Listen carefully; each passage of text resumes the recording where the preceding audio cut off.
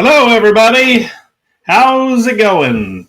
Welcome to Boost Live. My name is John Nelson, the plugin CEO of JKL Works and Plugin Business, who typically always has about 5 more things going on constantly at the same time than I'm capable of handling. It's all good times, right? Okay, so today we are going to I don't know if all of you got to see kind of the deal we did last time, sort of a soft launch of what we're doing and trying to put this all together as to why we're talking about it. But we are talking about ways that we can jumpstart your real business life change that we talk about. So this is not the most thrilling one. This is going to be about bundling and downsells. They are extremely important, and they are extremely important sales theory things behind the scenes. And so I hope to spend a little bit of time talking about that. And as you are looking at everything, you may be saying to yourself, so if you're talking about bundling and downsells, why do you have pictures of basketball courts and probably the gymnasium that I spent time in as a kid, shooting things around? Well, we're going to spend a little bit of time relating this in honor of the NCAA college tournaments. Like my dad's old college coach, Abe Lemons, used to say, that's just like basketball. Whatever it was you were talking about, he'd find a way to relate it back to basketball because he was, that's what he knew. And that's the theory behind what's going on. So we're going to talk about sales theory and a bit of marketing theory. If you'll take the time to do the little bit of research that goes into them and be a steward of that and set up your products and service catalogs properly, whether you're in marketing or you're in some other business, I think you're going to find this, hugely beneficial if you're not doing some of these things already. And so in honor of the NCAA college tournaments that are going on at the moment, men's and women's, and both of them are stellar to watch. If you like basketball at all, it's a lot of fun to go through. And that's the only time I watch basketball, frankly, is football's more my sport. But this is one of the times I will watch basketball because the beauty of it is any team from any college has a chance if they have the right set of 5 people that are out there on the floor at any given time. So, and we're going to tell a few stories along the way and try to relate all of this together in such a way that it is impactful and that you hopefully remember it. And then you're going to get the homework of going and implementing this in your world. Because if you're not, these are 2 strategies that if you give some good thought to them and you really cement them in place, will help you tremendously in your sales efforts. It'll help you tremendously in helping in your business standing out and being a difference maker in what it is that you do. So we're relating everything to basketball today. We're going to talk about the team, about your team. That's your product and service catalog that you offer. I realize a lot of these are digital marketers, so that may be your service, but it may not be everybody. Maybe you do have an actual product, or set of products to offer. Then we're going to talk about team chemistry. That is the concept of bundling, putting the right things together in the right configurations that will give your customers a tremendous amount of value while still maintaining some good margins for you that you may not otherwise get. Then we're going to talk about the bench. That is downselling. That is that safety valve you should have that's a lower priced item that you don't lead with. Don't go to the lowest common denominator. If you learn nothing else from me, something I have learned in more recent times, that it makes a lot of sense, so I want to really impart it to you, is don't get into price war with everybody. Because as a differentiator, unless you absolutely have to. And in truth, if you're showing a lot of value, customers will choose you if your price is a little higher. If you and the ones that don't will not be good customers once they do choose you, because they're just looking for the lowest price out there for the reason of having the lowest price or getting a win. There's a whole culture out there to bargaining. It's not what I do. And in truth, that's not going to help your business either. But there are people who will let you mark things down into oblivion and completely erase any margin of you have, that you have for, providing for your family or the reasons that you got into business in the first place. And then we're going to attempt to put it all together and kind of tell you why it's important, maybe give you a couple of examples and some real world things as to why this all makes a lot of sense. At least I hope anyway. So that's what we're doing, bundling and downselling. Stick with me. It's gonna be fun, and we're going to make it a little bit more fun by telling a couple of stories up front here. So I mentioned that coach. My father, his also name was John Nelson. He went to college where Abe Lemons was the coach in the late 60s up to 1970, 71. And then he graduated and got into a whole nother sport that he was basically drafted into football from being a college basketball player for a lot of reasons. And those are stories for a whole other time that people think are very, very cool, but as he says, when you're as good as I was, you're with a lot of teams quickly. In football, but the college is really where the memories are made, and who better to make them than this guy? If you start looking him up, you're in for an interesting treat, an interesting experience, because Coach Lemons, I only met him once, and that was a couple of times I was around him, and now my wife and I are friends with with one of his daughters, but because the parents have both passed away now. But he was kind of a shell of his former self one day when we stopped by in Oklahoma City to take him to lunch when he was near retirement, but still a very, very colorful character. One of the most quoted coaches ever, if you look it up. I'm not sure all the quotes get attributed to him, but you will find some that are memorable, including that one in the middle of the screen that we'll talk about in just a second. But 599 wins he had, coached several All-Americans players, and became famous for taking, kids that were on the fence, guys that were, may or may not be good basketball players. They were farm boys, they were poor, they were whatever, and turning them into something kind of special because he had a great basketball mind for this. And was able to take the team that he had and configure it in such ways that he could dominate. Was it as much as, say, a Coach K, Mike Krzyzewski, or is it, or Bobby Knight? And no, not really. They're kind of different.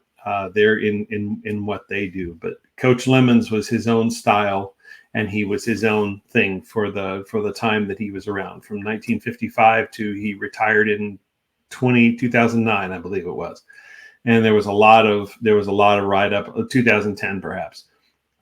And there was a lot of, write up and things about that, and about his career and what goes on. So if you go look him up, you'll see a lot of colorful things, including on YouTube. There is a documentary of him, and actually his daughter had sent this to me before, for my dad to watch, because I'm online and he's not really. But this was Abe Lemons when he was at University of Texas, which he eventually landed at in the early 80s, late 70s, early 80s, versus Eddie Sutton, who was a dynamic, let's just say, coach in his own right. And they were both it was about the back and forth between them, and a particular game that resulted in one of the most famous coach tirades for a long time that Coach Lemons put out there. You can see that video too. He gave the media pretty much a tongue lashing, and the referees, and pretty much a tongue lashing. It was between him and Eddie Sutton, but the dynamic that goes on between them is pretty impressive. So nonetheless, very, very successful guy. And I'll leave you with two stories about him, and they don't really relate to what we're talking about necessarily. This is just kind of fun, because otherwise it's boring theory. You start looking this guy up, you won't be disappointed. I mean, I said he was one of the most quoted people in sports, even though many of those quotes have kind of gone away.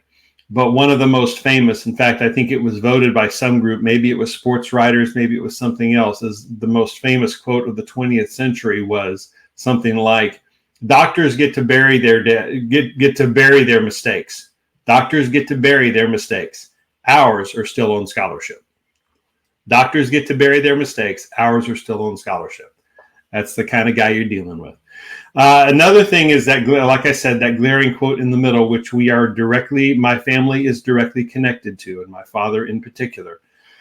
So this is the title of a book, as you can possibly tell, and I think it was the last one that was written with Coach Lemon's influence or input about him. And so it was written in 1979. He didn't write it, but another gentleman did, and he was fully authorized. But my father got a call one day out of the blue from Coach Lemons, and says, "Have you read my book yet? Nelson, have you read my book yet?" Well, no, Coach, I didn't even know you put out a book. Yeah, it features you. You're right there on the cover. Really? Okay. What's the title of it? You scored one more point than a dead man. Oh, okay. So the story behind that is, and I'm not sure who they were playing. I want to say it's Jacksonville State, but I'm not sure. But they, so Coach Lemons, most of his tenure coaching was spent at Oklahoma City University. He did spend some time in the University of Texas system at two different schools, at UT Pan American, which is in Edinburgh, South Texas, and then University of Texas in Austin is the one that everybody's heard of. And that was the last. And then he came back to Oklahoma City University, which is a smaller college right in the heart of downtown Oklahoma City. And it's a fun trip. We've driven around there sometimes, but it's not a very big place. They don't have a football team. They've had a basketball team. But they were very small. At this time, though, he did not believe. He's kind of like Notre Dame. He didn't really do a conference affiliation thing. He kind of went and played everybody. So they literally went coast to coast, plus Alaska and Hawaii, and he'd set up these different deals with different teams. And so they would do that. And so it was a lot of playing. I mean, they played anybody from the Southwest Conference teams, which is the TCUs and SMUs and all at the time, and LSU, Louisiana State University, all the way over to the Jacksonville States of the world. And, ones that they'd go to different tournaments in Alaska and Hawaii and that sort of thing. So they played all kinds of people, all different sizes of schools. And so this one particular one, they were playing whatever team it was. Again, I think it was Jacksonville State, but I'm not sure. There was a guy named Artis Gilmore, who was a famous basketball player for his time, that was there around that time. And so they were playing them. And my father, he was not the star. He was not the All-American of it, but he was a very reliable player to be counted on for usually some double-digit points, 10, 12 points, 14, 15, 16 points. This particular time, he wasn't having it. No matter what he tried, he wasn't doing anything. And in fact, it's kind of reminiscent from a scene in the movie Hoosiers, where the coach went to the ref and asked if it would be a technical foul if he berated his own play, if he hit his own player. He was having such a bad day. And so at the end of the first half, Coach went over and bought a bag of popcorn from the concessions, walked it over, handed it to my dad, and said, "Go sit up in the stands and enjoy the rest of the game. You just scored one more point than a dead man." And thus was born the quote. So very infamous, but I'll leave you with a much better version just to give you an idea, a better story, to give you an idea of his basketball mind, because there were so many other stories and so many other memories that are much better than this one. But this was a particularly good memory for the team and for my father, because he was involved in it. So there is a basketball player named Pistol Pete Maravich, legendary in college world. I guess he went to the pros and probably didn't do as well, but in college he was undeniable. as an absolute force and scoring record. He held many scoring records and all that were just recently confronted and broken by a woman, Caitlin Clark of University of Iowa, who's been in the news. So Pistol Pete Maravich has come back around because some of his records are in jeopardy of falling thanks to her. And she has some of the same characteristics as he does. The way that she runs the team when she's on the floor, and the way that, she can take shots from 3-point land, or she can take them up close, or she can pass them off to somebody. It's almost a show. I mean, truly, truly dynamic player. And so this was sort of Pete Maravich's thing. You would try to guard him. If you tried to do that at all, he would make you look like an idiot, because he would bounce the ball in between your legs. He would roll in between his legs, shovel passes behind you to another teammate if he was in trouble. It was like a circus. He would run the whole show and run the whole team, and he was completely unstoppable. And such was the case in this game when the Oklahoma City University was playing LSU. And so he was just having a field day with the team, and it wasn't going very well.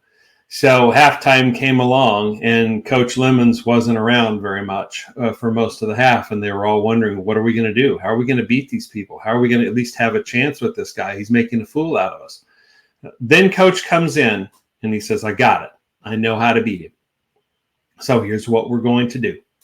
Anytime he gets the ball, anytime Pete Maravich gets the ball in his hands, do not guard him. Do not contest him. Let him do whatever he wants with it. If he wants to shoot it, fine. If he wants to run up and dunk it, no problem. If he wants to shoot a 3-point, no worries. Just let him have it. Do not guard him at all. If you do, you're off the team. Okay? So then the second half came along, and they guarded everybody else and, made a reasonable game of it. But anytime Maravich would get the ball, they would lay out, the OCU players would completely lay off of him. Well, a strange psychological thing happened. All of a sudden, he lost interest. All of a sudden, when he realized he wasn't the show, he didn't do anything. He lost interest in what he was doing. And so I think he even, as the story goes, I think he even checked out of the game and sat down, kind of near the end, but maybe the last 5 minutes left.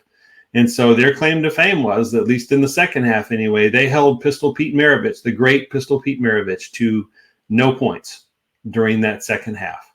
Now, I think they ultimately lost the game to LSU because there was such a sizable lead, but that was something they could take with them forever. In that they figured out how to beat him, and that if he wasn't going to be the star of the show, he didn't want to play.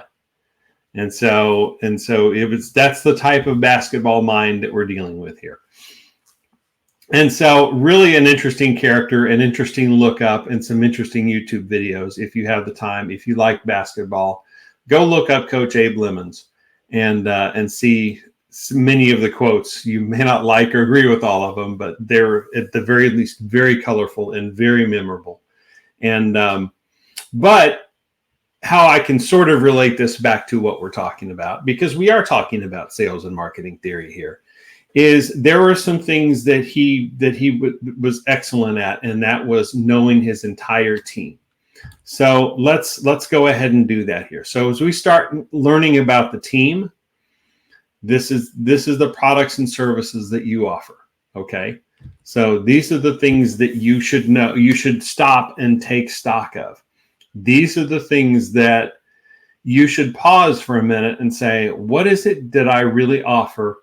And is it dynamic enough, but yet still doesn't get me into a position where I'm out of control? It's one thing to offer 20 services or 20, whatever, but if you don't do a bunch of them very well, there's not much point. Okay. So, but do you offer, what are the products and services that you offer, as you see here? Okay. And what are the products and the services that you offer? Do they solve real problems, or do they provide real value? Do they really make a difference? Are they worth offering? Are they in your wheelhouse of expertise? Are they in such a way that you're bringing in somebody from the outside who can offer them, who can facilitate that happening, and you can do it in a way that's profitable for everybody and that makes sense for everybody and that complements what you do. Okay. Do they have multiple price levels? Are there, kind of hinted at a little bit earlier? I mean, do they meet people where, if for some reason, so you have your main product, but if for some reason that doesn't work, do you have what we'll talk about in a minute, a downsell? Or do you have a way to add value? If you see somebody that's just absolutely, you get a customer or prospect that's just absolutely on fire for what you offer, they really want it. And there's some other things that you could offer that are pretty low threat that could add to that. Or there's something they really need that's not necessarily what you're doing. You're there to build them a website. Okay, you got the website. So now when that's done, how do I bring them customers to this? Well, maybe they need a prospecting effort. Do you have something either you can do or you can bring in to have done to bring alongside to really make that happen, right? And then you start talking about value versus margin. Okay, so anything that do your products offer high value, or do they offer high margin, or is it both? There are some that are out there that are tremendous margin that nobody needs. They don't offer a lot of value, or vice versa. There's a lot of value, but there may not be, because you're having to maybe to outsource them, or it's expensive to implement them, that they're not providing the other. So there's a balance there that you have to find when you're putting this product line together. So ultimately what you want is first of all, your main products or services that you're going to offer. Probably no more than 3 or 4. Don't get out of, choose the things that you do well, that you can provide the real value for, and offer those as your primary. That's really the thing you're trying to sell. Every time you talk to any prospect whatsoever, or somebody comes in your store, or somebody, calls and needs their system repaired or whatever, this is really the thing that you do well, that you're going to talk to them about, that fits, that most importantly to the market dominating position, fits their need. And then maybe you have something that's you have a way to build up to add to that if it's going great, and there's some more things they can offer you can offer them to keep them with you, to reward that loyalty, and get you a little higher price, profit margin as well. But then you're solving their problem. Or do you have a downsell? Do you have an escape valve? That sale's in jeopardy. It's not meeting their needs, but they need the stuff you have. But either because of price, or because of trust, or because of any number of issues, they're not ready to buy. So you got to have what we're going to talk about in a minute, and that is the downsell. So, all right, let's talk about the concept of bundling. And my deal got a little wacky there. So what is bundling, and why is it important? So bundling is putting together like services or products into a package deal. Okay. It may be the thing you lead with as your primary. It may not be. It may just be in your product list. But it has a bundling. This is a strategy that's very easy to implement. It's very successful. It's right up there with referral successful, in terms of having a bundle that provides a lot of value, that's a lot of potential. But yet, if you don't, but it's hard to sometimes get right, because you have to work around and reconfigure everything and to get just the right mix.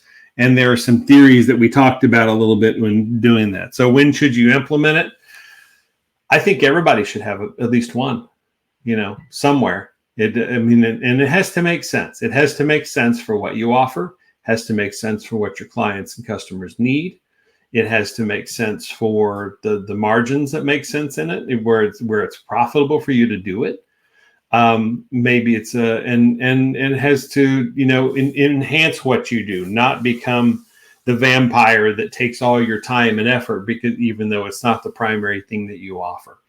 But if that's all met, then great. I mean, if you got the demand versus margin thing you see there, If you've got if you know there's a demand for this, that's something, maybe a little something extra, maybe you can take and add it to the mix. So what do I mean by that? So let's talk about the different ways you can implement this.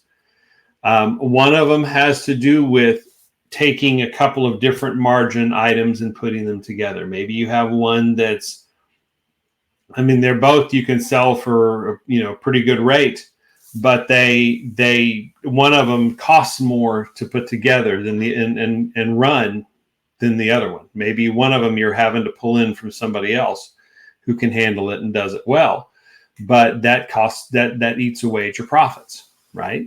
Versus there's something maybe you can provide yourself that costs next to nothing to do. So and it all gets put into they'll kind of balance each other out in terms of the profit that you make, where it's good for both. And you can mix them together in such a way that you don't lose money on the one that's low margin, that's tough to, because it's so expensive to put together. And you don't, I mean, yes, you're going to lose some money off of the one that's a big margin, that's really cost you nothing to do, but so you can balance that out some. So that's building it on the sense of building a bundle on the sense of gross margins. Also, there's just complementary products that go together, that somebody needs, and you offer those anyway in a way that makes sense. Where you can, maybe you're losing money on one, but it needs to be there, in your heart and soul, but you can mix it with another one. Or then the third option is you can take a couple of products and put them together, and then you discount that price just a little bit. And then we talk a lot about discounting prices, and we'll get to that. But it's a way to offer some products and services that might not sell well by themselves, but you put them together, they complement each other so well, and you can take a little bit off the top, so they perceive they're getting a value, but you're making so much money, so much profit on them, that it doesn't matter. They cost next to nothing to run. And so it's a win for everybody. They're getting a fantastic couple of services they might not buy by themselves. And yet you are, and yet you're making some money, and yet you're giving them the perception of they're getting a little bit of a deal for getting these together, for taking a chance on these services they need. But they might not always be willing to jump out there and get. So let's talk about some of those as we kind of transition in between bundling and the concept of the downsell. And that is, I went and got these.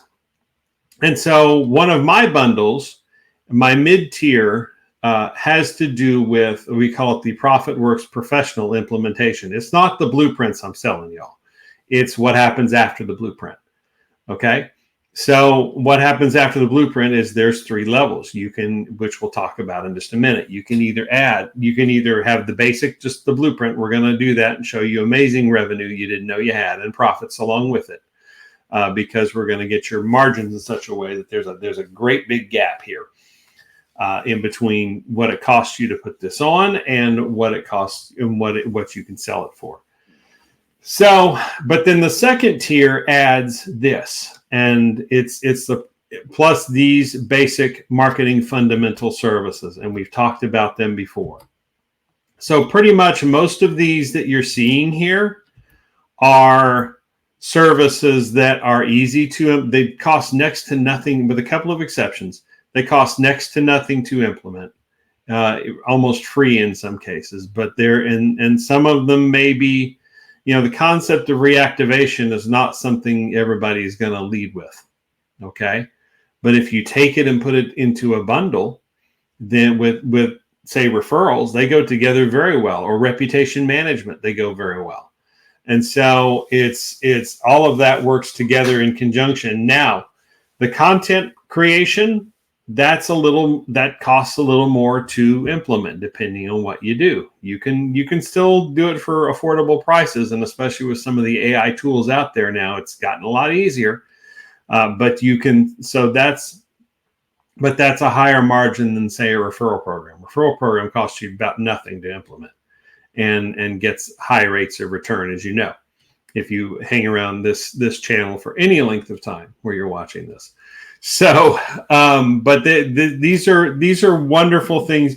The only one that really probably costs the most out of any of this, and it's still very reasonable, is a prospecting process.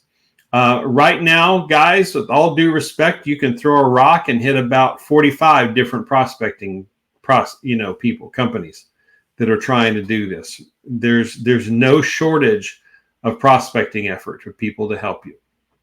And they're probably all very good, and many of them are probably very similar to each other.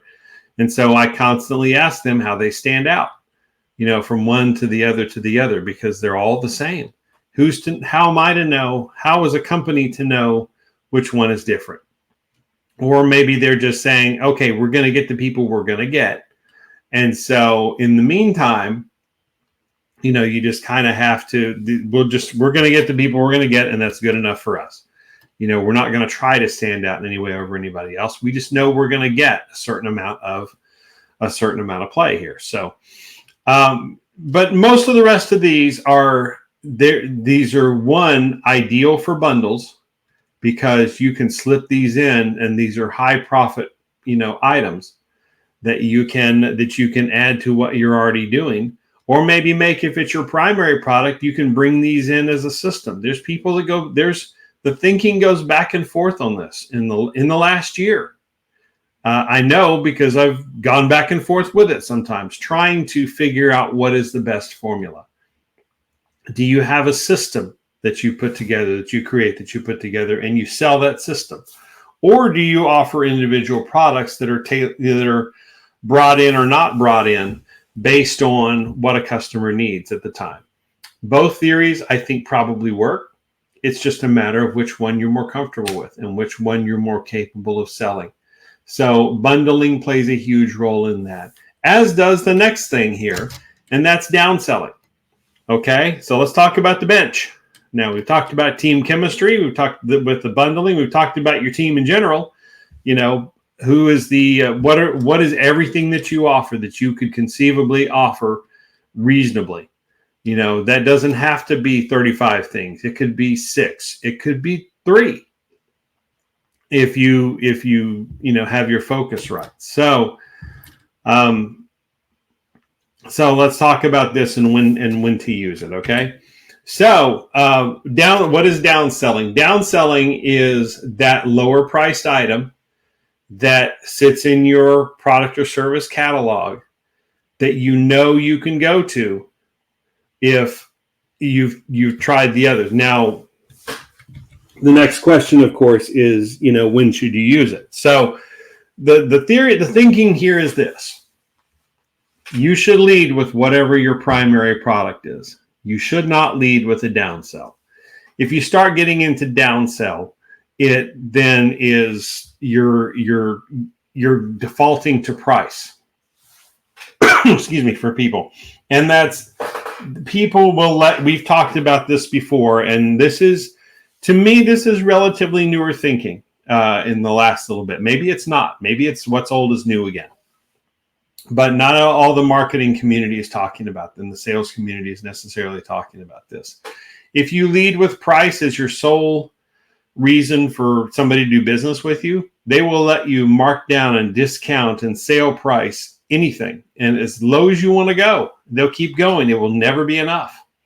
Or you can flip the script and say, I provide an amazing amount of value. Yes, my price is a little more than the next guy, but here's what you get for it. Maybe you utilize some of the things from the page before. And here's my system I put together. Here's the success it's starting to have. Here's why you should choose me.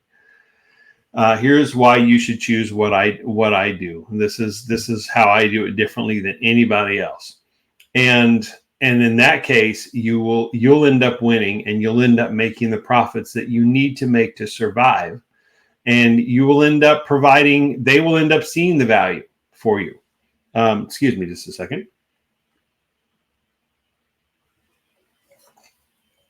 A little coffee there. The old throat is getting a little crazy. Okay, so you provide that value for them. But if you've tried that and all else fails, don't discount. Have a downsell. Okay. This is where the downsell makes a lot of sense. You have something that's a lower item, and it does a couple of things. One, it lets people experience what you offer first in a low threat way. Because as I said before, the reasons people say no to your offer are, one, the price, which you can't help sometimes. Maybe they can't afford it. Two, the perceived value.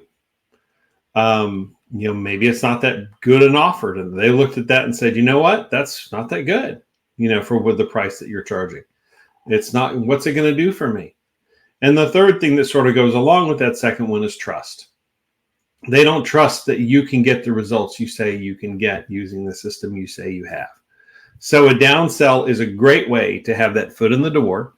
It's a great way to get everybody started as to what's going on, and a great way to introduce them to your value. And like we said in the deal we showed before, no doesn't mean no. It just may mean not right now. So you try this downsell for a while. And does that mean you leave them alone and never talk to them again? Of course not. Every chance you get, every time you interact with them, you're offering more and saying, hey, what do you think about now? What do you think about the way that I offer this? What do you think about what's going on? All right, so then let's talk about another. Speaking of price, let's talk about one more aspect of this, and that's the concept of a scholarship or a hardship. So you've got this perfect client. They're going to absolutely love what you do, and yet they just can't afford it. There's no way they can afford it. Okay. I would argue in some ways that you sort of set up your product catalog, especially your downsell, for this. At some point, they're not going to be able to, I hate to be cruel, but they're not going to afford it and be able to afford it no matter what you do. So the thing you can do, instead of, again, marking down your service and diluting it into oblivion, is there's a couple things you can do. One, so take your primary product, maybe have a range that you could charge for it based on criteria that are in your head. A little bit of a range that you're willing to do that's still within your profit margin. So maybe you get a small company that's, they really can't afford it yet as a customer, but they're hungry. They're going to make this. I just know they are.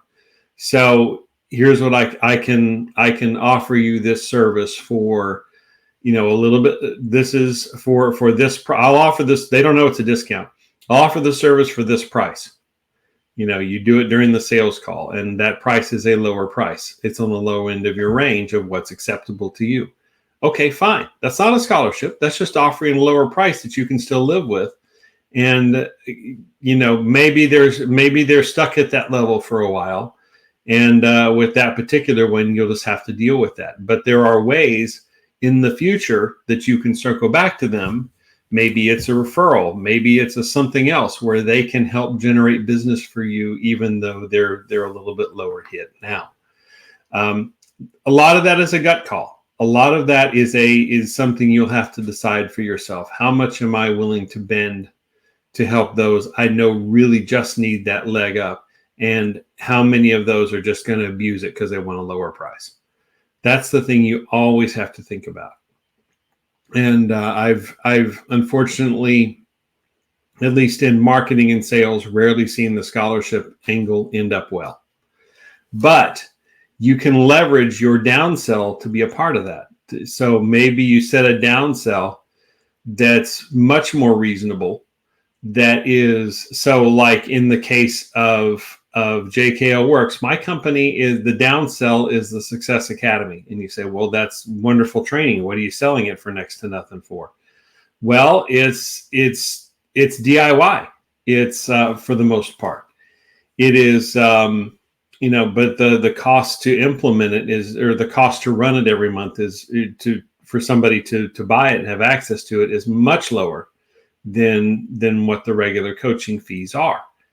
And so you get less with that, but it's something you can deal with. We've now implemented a lower version of our ProfitWorks implementation. It's called ProfitWorks Jumpstart. And that is an annual fee and unlimited 15-minute meetings as opposed to the hour per week that you get with the normal situation. It's a scaled down version, but it's trying to meet people where they are at price points where they are. And so there's a couple of different options there. And once they're on board, once they're in your ecosystem, then you can go back periodically and when you're showing them value, you're getting the results they wanted, you're getting the customers, there's things starting to happen. Then you can circle back and say, how about that regular price? How about that primary deal now? The thing that I offer. Maybe now's the good time for the website or SEO. Maybe now's the good time for the sales team to bring on board the sales team or the CRM or the prospecting method or the whatever it is that you offer. Then you get to circle back. That's the power that a downsell gives you, is that it is that foot wedged in the door. It's that chance to show just a little bit of value, just a sample of what could be theirs whenever they're ready. And then you can, if you have a bit of a product range, you can bring them back up to that level. Yeah, but this is all, it's all a gut feel thing. But you can lay some of this out in advance. You can lay the bundling out in advance. You can lay the downsell out in advance. And then stay away. For me, I would stay away from the scholarships and the hardship deals. If they're not ready, they're just not ready. Okay. And if you don't have a way to sort of fuel and enable that, you take the kid who's maybe they're not ready for college, but they're an incredible basketball player. Well, maybe you have in the case of Coach Lemons, I'm trying to bring this back, you guys. Maybe you have it's a summer camp. A lot of them use these summer camps to sort of help kids, and then they start figuring out a way to do it where their needs are met, and yet they are able to come play sports for that particular college, and they're able to, in the coaches that place an equal amount of standing on academics as they should, then those academic needs are met too in working with the school to make sense. But then that summer camp gives them a chance to see that player. It's not, going away to camp in the Piney Woods and doing whatever, but it's actually, playing basketball and putting them in situations where you get to see how they react and what kind of player they really are, and seeing where they shine. So that's just as valuable to the coach, as if not more so, as it is to the player, because then they get to see an opportunity there. And that's what these downsells can, this tremendous opportunity. If you'll take a little bit of time to, one, set out your product catalog, two, come up with some bundles, one or two bundles that make sense for you. There's kind of an art to configuring those. And then three, have a downsell, have an escape valve, have something that you can take it down a notch for them, but for those ones really need it and they're really good. So what does all that do for you? It's all the benefits are right here. Why go through all of this? You can provide a full value catalog. It can meet people at multiple price levels. Okay. It can, it can meet multiple needs at different, because not everybody's going to be, you go out selling one thing and it's kind of cookie cutter price. Not everybody's going to have that need. Not everybody's going to have that specific situation. But if you've got 4 or 5 things that you can offer, you can pick which one is the best based on the feedback they give you. Don't assume. I'm going to stop this because there's just a page full of value, but something came to my mind here. When you're doing sales presentations and sales closing, don't assume. That's been a hard one for me sometimes. Assuming, for all the reasons, it makes an ass out of you and me, right? So, but really, truly, don't assume that a client would say no to a coaching offer in my case, because I perceive somehow that they can't afford it. The truth is, I don't know if they can afford it or not. All I can do is try to make the best opportunity that I can, that I know they will say yes to, without offending them or marking it down so low that I put myself in a bad position, or implementing a scholarship, or implementing. I mean, I've been the recipient of free things and scholarships too. I get it. There's a time and a place for it, and it's truly a gut call with people. But more often than not, it doesn't get the results that you think it should. So, but if you have multiple price levels that you're offering, what you do to somebody, you can meet them at several different places. But don't assume you know what that is. Go for the thing that you sell first and foremost. Go for the thing that you do the best for first and foremost. But if they don't do that, then you start your checking down. If you're the point guard bringing the ball up, and you're looking to see who's open before somebody takes it to the basket, you're looking at your options. If you're the quarterback who takes the snap of the ball, I switched to football, guys, and you're looking for your options of what's out there, of who to pass it to, or who to flip the ball to, where they can run it. If you're for you soccer folks, or world football, if you're coming down the field, you're looking for who's ahead of you, that you can pass it off to, that you can get an assist to. If you're near that goal box on the opposing side, you're looking for options. Maybe you can cross it to somebody. Maybe you get that one chance to take that shot, or maybe there's 2 or 3 other guys over here that are open that could take that shot as well. So lots of sports analogies here, but having those checkdowns. So back to what I put here is, and to that point, one of the ones over here on this right hand side is it keeps the sale alive. Having these things together keeps the possibility of a sale going. You can't just, they don't what I offer. Okay, they don't want what I offer. Okay, fine. They suck. I'm going to go on. No, this keeps the sale alive. This keeps the potential, and without insulting anybody. It's okay. We do have this. I've totally been where you are. I've been, a startup and a small business, and trying to make everything meet too. So let's try this. Here's our Success Academy. A lot of this is kind of do it yourself, but I'll check in with you once a month, and we'll see how everything is going and answer any questions that you have. And let's see what we can do here to kind of get you started, to get you up to the level that we want you to be. That where some of this can really make the difference. I know it can make in your business. Okay, so keeping a sale alive. Don't underestimate the potential of that, of what that can do, keeping a sale alive. So having the right bundle and a downsell could also set you apart from other people. That'll of course lead to the last point in a minute, but this will maybe be a differentiator. Maybe you have the line on offering some of these services that really nobody else does.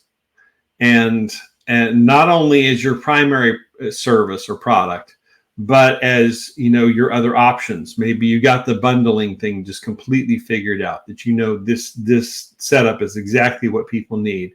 And so, yeah, I'd rather build you a website, but I have this over here if you've already got a website, say. And I know this will bring you value. We've proven it over and over again. It's putting these things together now to utilize the existing customers that you already have and bring them in there to show. So it could set you apart, which does lead, of course, to the very last thing about the market dominating position. If you haven't been hanging around, if you're new to this, there are videos on probably where you're watching this that talk about how to crush your competition with a market dominating position and what that is. It is that not only that thing that sets you apart, or the unique selling proposition that you have, but it's the one that meets an actual need that's a hot button issue that people have. They're more likely to buy if they've got a problem that needs solved. If they're part of a particular group that's smaller than just everybody, there's a smaller group that has this particular problem, but if you're there to meet that specific need or the problem they have, they're going to buy from you. They are almost guaranteed to buy from you. 75% or more guaranteed to buy from you. if you're solving the problem that they actually have and not the one you want them to have. That also is linked there. You see the compelling offer, and there's a video about that as well. It is having that really good offer that's enticing enough for them to say, okay, yeah, these guys seem to know what my pain is, and so how do I know I can trust them? Well, here's a compelling offer, usually involving a guarantee or some sort of putting the onus on me as the provider, that I have to provide, that it's some sort of thing that's hard to say no to, because it looks like I'm losing my shirt if I don't get it right. That it looks like I'm failing if I don't get it right. So it's almost it's an attempt, by you to comfort them, to get them to trust you by having an absolute no-brainer of an offer that they'd be a fool to say no to, because you're meeting their needs and you're taking all the responsibility and accountability on yourself in such a way that it looks like you're going to fail. If it'll really hurt you badly if you don't perform. That may or may not be the case, but that's the perception anyway, and that's how that works. And that's how somehow I think we related all of this to sales and marketing theory to basketball.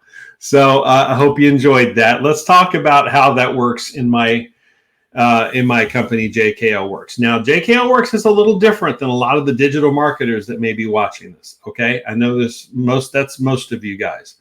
So we have swung over into the business and marketing optimization side of things. That's coaching for a lot of people, but it's using a lot of tools. Not abandoning marketing at all. It's using a lot of tools from marketing and from business and from sales, and a 360-degree look at a company. We look at your costs of purchasing items and how to optimize purchasing, how to, possibly increasing prices and where that makes sense to add profit. Because when you increase prices, if you do it right, if you're providing a lot of value in these things that we've been talking about, it's easier to increase prices if your customers perceive they're getting just a stupid amount of value. I don't know why you were charging that low anyway, out of it. And you can set it up, if you do it right, that they will think that. Okay, it's not just increase, and it's not by a lot, but when you're increasing your prices, that service is already paid for. So what you're doing is just adding profit as far as you're concerned. So that all starts with us with these two success blueprints here. You have the regular success blueprint, which is for brick and mortar type of businesses that actually have a location, whether or not customers visit there. Home services people, they don't visit your place. They don't need to. Customers don't. You go to them. You have the service area for them, and that's fine. But if you have a physical location, that's what this one is really designed to meet. We are now very pleased to offer the digital success blueprint for our digital marketing agency friends and many others that are online businesses, because you think about things a little differently when your audience is exponentially larger. When you have an entire country as your audience, as opposed to a small area around a city. A territory of 100 miles or something, then versus you have, the whole nation or the whole world, even if you want to go to that level. You think about things differently. And so this asks different questions. This is more quantitative, less qualitative, but it's really cool the way it does it. And there's some different metrics there that we look at that are unique: website optimization, social media management, metrics and KPIs. Things that don't necessarily go along with the physical aspect of decreasing costs, cutting costs, and that sort of thing, or keeping inventory or that sort of thing. Versus but they still have some of the same. They still have the market dominating positions. They still have the offers. They still have some other getting more leads and that sort of thing. But they approach it a little differently. So each one of those, but as I said, and we offer standalone versions of these that we typically do charge for quite a bit, because they are very in depth. They take anywhere from 1 to 2 days to 3 to 4 days or a week, and they to go through. But the reports that come out of them are much more in depth for the standalone ones. But the initial ones, this is our lead in is to really get this, and it helps us prepare to how to help the business, because really what we want to get to is this guy over here, the ProfitWorks implementation, and there are 4 versions of that. They're not represented here, but there's the main ProfitWorks, which is a side by side, week by week. We have tasks to do. We do them we have tasks to do, and you have tasks to do. And they're built right along with each other, and so that is that's really what we're gunning for. Then we go to the next level of that, which becomes a bundle, which we add those fundamental marketing services that you saw earlier, a package that adds those and puts those together, all except for the very last one, because that's reserved for our top tier bundle that adds all of that plus a prospecting process. That goes with it. And then we have, as I mentioned before, the Jumpstart, that is actually a lower tier than the main. It's a little different approach. It's only the 12. It's the 12 impacts that we can show. It's still step by step, but it's a lot more. It's kind of at their own pace. It's sort of a mix in between the regular coaching and this guy over here, the Success Academy. And the Success Academy financials, where we mix that together with people. So if that's something that you're interested in and you want to know more, you can always visit our website, jklworks.com, and I'll put that in there. Also, if you'd like a blueprint, if you'd like to go down, if you're ready to go down that road, understanding that once we do unless it's a standalone situation, I just want you to analyze this. I'm not interested in services. There's nothing you can offer me afterwards that'll make any difference, but I'm willing to pay for this, then fine. But otherwise, we would go over here, understand that this is coming, that the ProfitWorks implementation request is coming. And so that's really that's not only our biggest profit thing, but that's our love. We love really diving in with each of these businesses, and it's not all at once. It's not crushing that way. It is over time. It is week by week. It is putting it all together. It's everybody holding each other accountable. Accountability groups are awesome for stuff like this, even if it's just a couple of people. Even if it's amongst you all, form an accountability group, form a little tribe, hold each other accountable, motivate each other, keep everybody going, learn from each other. It's a great way to do it. It's been proven over and over, the success of that. And so that's a lot of the theory behind the ProfitWorks system. But we hope that you stay with us for at least 6 months, if not a very long time, because we can keep showing you value over and over and over and over again. So that's how we sort of run all this together. You see evidence of bundles here in the ProfitWorks, and then we do have the downsell. The downsell is over here. It's our Success Academy. We even throw it in if you do the regular ProfitWorks. We throw it in for free, as opposed to the other. And so both of those are represented on each end here of the blueprints. And the blueprints, as I said, really are the things that just start the show. They're not the total, that we're going to.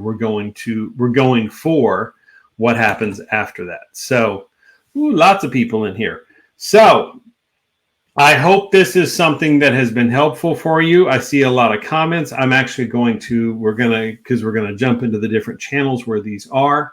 Because we're all over the place. We're in Facebook, YouTube, Rumble. If you want to see more of these videos, we're in all those different places, and LinkedIn as well. So I hope this has been beneficial to everybody. We do this weekly at about this time, and then we'll do some more videos, including a really cool one I'm trying to get some success with, or get a certain person to come on with me, because we're going to talk about our kids. Those of you who have kids, how to pass this business on that we love to them. They have opportunities here that none of us have had before. So lots of things going on. But we hope we thank you for watching. If you want more information about what we do, either DM me or come visit jklworks.com and start that process with us. And we hope to see you sometime very, very soon. Take care, and thanks for watching.